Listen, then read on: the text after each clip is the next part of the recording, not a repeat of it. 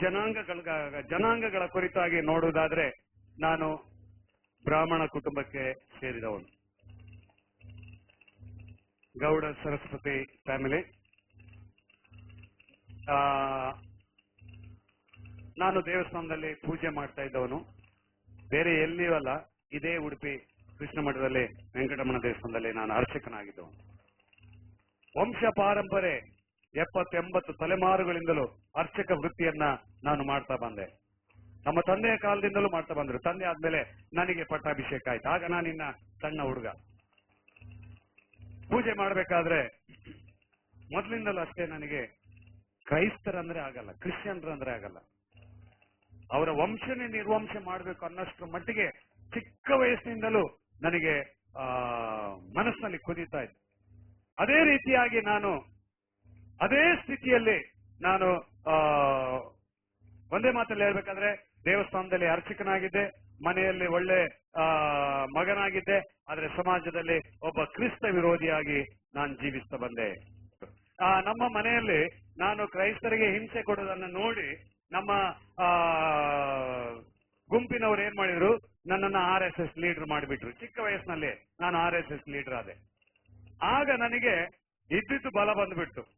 ಆಗ ನಾನೇನ್ ಮಾಡ್ಬೇಕಾಗಿಲ್ಲ, ನನ್ನ ಜೊತೆಯಲ್ಲಿ ಇದ್ದಂತ ನಮ್ಮ ಗುಂಪಿನವರೇ ಹೇಳಿದ್ರೆ ಸಾಕು ಮಾಡ್ತಾರೆ. ನಮ್ಮ RSS ಅಲ್ಲಿ ಒಂದು ಇದೇನಂದ್ರೆ ಲೀಡರ್ ಏನು ಹೇಳ್ತಾನೆ ಅದು ಪಕ್ಕ ಮಾಡ್ಲೇಬೇಕು. ನನ್ನ ಜೀವಿತ ಕಾಲದಲ್ಲಿ ನಾನು ಎಷ್ಟು ಸತ್ಯವೇದವನ್ನ ಸುಟ್ಟಾಕಿದ್ದೇನೋ ನನಗೆ ಗೊತ್ತಿಲ್ಲ. ರಾಶಿ ರಾಶಿ ಗಟ್ಲೆ ಕರ್ತನಾದಂತ ಯೇಸು ಕ್ರಿಸ್ತನ ಪ್ರೀತಿ, ಶ್ರಮೆ, ಮರಣ, ಪುನರುತ್ಥಾನ, ನಿತ್ಯ ಜೀವದ ಕುರಿತಾಗಿ ಬರೆಯಲ್ಪಟ್ಟಂತ ಈ ಸತ್ಯವೇದವನ್ನ ನಾನು ಎಷ್ಟು ಸುಟ್ಟಿದ್ದೀನೋ ನನಗೆ ಗೊತ್ತಿಲ್ಲ. 3 ವರ್ಷಕ್ಕೊಂದ್ಸರಿ ಬೆಳ್ಳಿ ರಥ ಎಳೆಯುವಂತ ಜಾತ್ರೆ. ಆಗ ಆ ರಥದ ಮೇಲೆ ನಾವು ಕೂತ್ಕೊಳ್ಬೇಕು, ಯಾಕಂದ್ರೆ ಪಟ್ಟಾಭಿಷೇಕ ಆಗಿದೆ. ರಥದ ಮೇಲೆ ನಾನು ಕೂತ್ಕೊಳ್ಬೇಕು. ಪಕ್ಕದಲ್ಲಿ ವಿಗ್ರಹ ಇದೆ, ಇಬ್ಬರಿಗೂ ಒಂದೇ ಸಮಾನ ಜಾಗ ಇರ್ತಿತ್ತು.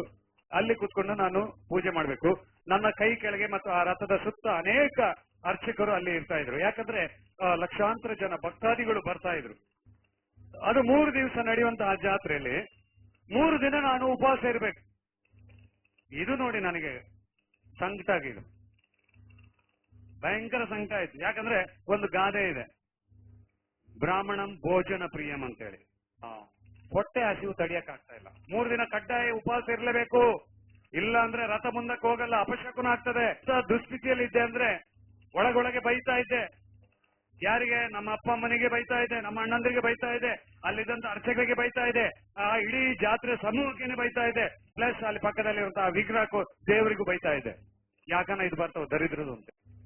ಅದಕ್ಕೆ ಈ ಘಟ್ಟದ ಕಡೆ ಅಂದ್ರೆ ಈ ಸೌತ್ ಕೇಂದ್ರ ಬಿಟ್ಟು ಆ ಕಡೆಗೆ ಹೋದ್ರೆ ಅಲ್ಲಿಯ ಜನರ ಒಂದು ನಾಡ್ ನುಡಿ ಏನಂದ್ರೆ, ಅವ್ರ ಮಂಗಳೂರಿನವ್ರು ಮೀನಿನ ತಲೆಯವರು ಅಂತ, ಅಂದ್ರೆ ಅಷ್ಟು ಶಾರ್ಪ್ ಇರ್ತದಂತ. ಹಾಗೇನೆ ನಾನು ಆ ಟೈಮಲ್ಲಿ ಸ್ವಲ್ಪ ತಲೆ ಓಡಿಸಿದೆ, ಹಿಂಗಿದ್ರೆ ಇವ್ರನ್ನ ನಾನು ಇಲ್ಲೇ ಸಮಾಧಿ ಮಾಡ್ತಾರೆ. ಇಷ್ಟೊತ್ತಿಗೆ ಏನಾಯ್ತು, 2ನೇ ದಿವಸ ಮೇಲೆ ಪೂಜೆ ನಡೀತಾ ಇದೆ, ರಥ ಮುಂದಕ್ಕೆ ಹೋಗ್ತಾ ಇದೆ. ನಮ್ಮ ಒಬ್ಬ ಗ್ರೂಪ್ ಹುಡುಗರು, RSS ಗ್ರೂಪ್ ಹುಡುಗ ಬಂದು ನನಗೆ ಹೇಳ್ತಾನೆ, ಪೂಜಾರಿ ಅರ್ಚಕರೇ ಈ ತರ ಯಾರೋ ಬಂದು ಕ್ರಿಶ್ಚಿಯನ್ದು ಮತದ ಬಗ್ಗೆ ಪ್ರಚಾರ ಮಾಡ್ತಾ ಇದ್ದಾರೆ. ನನಗೆ ತಡ್ಕೊಳಕ್ಕಾಗಿಲ್ಲ, ಅಲ್ಲಿ ಕೂತ್ಕೊಳಕ್ಕಾಗಿಲ್ಲ. ಆಕ್ಚುಲಿ ನಾನು ಅಲ್ಲಿ ಹತ್ತಿ ಕೂತ್ಕೊಂಡವನು 3 ದಿನದವರೆಗೆ ಅಲ್ಲಿಂದ ಇಳಿವಾಗಿಲ್ಲ. ಹಾಗೆ ಇಳಿಬೇಕಾದ್ರೆ ರಥ ನಿಲ್ಲಿಸ್ಬೇಕು. ರಥ ನಿಲ್ಲಿಸಿ ಕೆಂಪು ಓಕಳಿ ಅಭಿಷೇಕ ಮಾಡಿ ನಾನು ಇಳಿಬೇಕು. ಆ ಕೆಂಪು ಓಕಳಿ ಅಭಿಷೇಕ ಆದ ಮೇಲೆ ನವಗ್ರಹ ಪೂಜೆ ಮಾಡಿ ಬೇರೆಯವರನ್ನ ಅಲ್ಲಿ ಕೂತ್ಕೊಳ್ಬೇಕು. ಇಳಿದು ಬಂದು ಎಲ್ಲಿ ಅಂತ ಕೇಳಿದ್ರೆ, ಆ ರಥದ ಜಾತ್ರೆಯ ಮಧ್ಯದಲ್ಲಿ ಕೆಲವರು ಕರಪತ್ರ ಹಂಚ್ತಾ ಇದ್ರು. ಇಲ್ಲ, ಅಟ್ಟಾಡಿಸ್ಕೊಂಡು ಓಡಾಡಿಸ್ಕೊಂಡು ಅವರನ್ನ ಬಾಡ್ದೆವು. ಈಗ ಗೊತ್ತಾಗಬಾರ್ದು, ಕೇಸ್ ಆಗಬಾರ್ದು. ಅವರನ್ನ ಹೊಡೆದು ಸಾಯಿಸಿ ಆ ಜನರ ಮಧ್ಯೆ ಅವರನ್ನ ಕೆಳಗೆ ಬೀಳಿಸಿ ಕಾಲಲ್ಲಿ ಅವ್ರಿಗೆ ನನ್ನ ಜೊತೆಯಲ್ಲಿದ್ದಂತ ಅರ್ಚಕರಿಗೆ ಹೇಳಿದೆ, ನೀವು ಆ ಕಡೆ ಈ ಕಡೆ ಕಾಲು ತುಳಿದು ಇಟ್ಕೊಳ್ರಿ. ಅರ್ಧ ಗಂಟೆವರೆಗೆ ಆ ವ್ಯಕ್ತಿ ನರಳಿ ಸತ್ತು ಹೋದ. ಜನರಿಗೇನು, ಕಾಲು ತುಳಿತಕ್ಕೆ ಬಿದ್ದು ಅವನು ಸತ್ತೋದ. ಜನ ನೂಗ್ಲಲ್ಲಿ ರಥದಡಿಗೆ ಬಿದ್ದು ಸತ್ತೋದ. 3 ಸೇವಕರನ್ನ ಕೊಲೆ ಮಾಡಿದೆ. ಉದ್ದೇಶಪೂರ್ವಕವಾಗಿ ಅವ್ರು ಮತ ಪ್ರಚಾರ ಮಾಡ್ತಾರೆ. ಅವ್ರು ಉಳಿಬಾರ್ದು, ಅವ್ರು ಸಾಯ್ಬೇಕು. ಕ್ರೈಸ್ತರ ವಂಶನೇ ನಿರ್ವಂಶ ಮಾಡಬೇಕು. ನಮ್ಮ ಹಿಂದುತ್ವನೇ ಶ್ರೇಷ್ಠ ಇಲ್ಲಿ ನಾನು ಜೀವಿಸ್ತೇನೆ.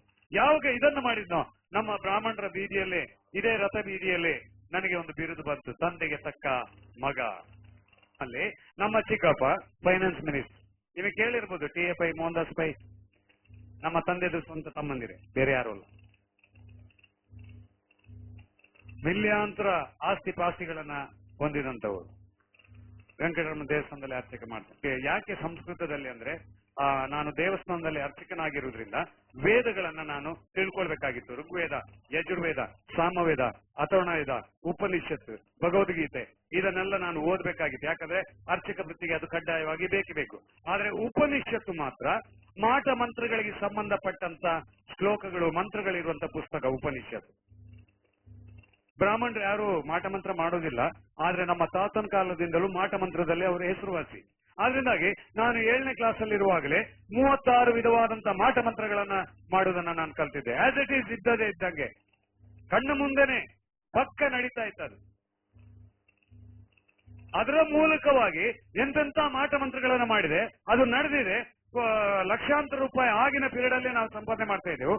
ಆದ್ರೆ ಒಂದು ವಿಪರ್ಯಾಸ ಸಂಗತಿ ಅಂದ್ರೆ, ಕ್ರೈಸ್ತರನ್ನ ನಾಶ ಮಾಡಬೇಕು ಅಂತ ಹೇಳಿ ನಾನು ಕ್ರೈಸ್ತರ ಬಗ್ಗೆ ಮಾಟ ಮಂತ್ರಗಳನ್ನ ಮಾಡಿದೆ. ಆದರೆ ಕೆಲವೇ ದಿನಗಳಲ್ಲಿ ಅದು ರಿವರ್ಸ್ ನನಗೆ ಹೊಡಿತಾ ಇತ್ತು. ಅದು ಬಹಳ ದೊಡ್ಡ ಅಪಾಯ. ನಾವು ಯಾರಿಗಾದ್ರೂ ಮಾಟ ಮಂತ್ರ ಮಾಡುವಾಗ ಫಸ್ಟ್ ನಮಗೆ ಅಷ್ಟ ದಿಗ್ಬಂಧನ ಮಾಡಿ, ನಮ್ಮ ಗ್ರಹ ದಿಗ್ಬಂಧನ ಮಾಡಿ, ಆಮೇಲೆ ಗಣ ದಿಗ್ಬಂಧನ ಮಾಡಿ ನಾವು ಬೇರೆಯವರಿಗೆ ಮಾಟ ಮಂತ್ರ ಮಾಡ್ತಾ ಇದ್ದೇವೆ. ಯಾಕಂದ್ರೆ ಅದು ರಿವರ್ಸ್ ಹೊಡೆದ್ರು ಕೂಡ ಅದು ನಮಗೆ ತಾಗಬಾರ್ದು ಅಂತ ಹೇಳಿ. ಆದ್ರೆ ಇದು ಏನೇ ದಿಗ್ಬಂಧನಗಳನ್ನ ಹಾಕಿ ನಾನು ಮಾಟ ಮಂತ್ರ ಮಾಡಿದ್ರು ಕೂಡ ಅದು ರಿವರ್ಸ್ ನನಗೆ ಹೊಡಿತಾ ಇತ್ತು. ಅದರ ಎಫೆಕ್ಟ್ ನನಗೆ ಆಗಿದೆ. ಆಗ ನನಗೆ ಸಣ್ಣದಾಗಿ ಒಂದು ಭಯ ಪ್ರಾರಂಭ ಆಯಿತು. ಆಗ ನನಗೆ ಗೊತ್ತಾಯಿತು, ಓ ಕ್ರಿಶ್ಚಿಯನ್ರ ದೇವರು ಸಾಧಾರಣ ದೇವರಲ್ಲ. ಅಲ್ಲೆಲೂಯಾ, ಆತನು ಶಕ್ತಿವಂತನಾದಂತ ದೇವರು.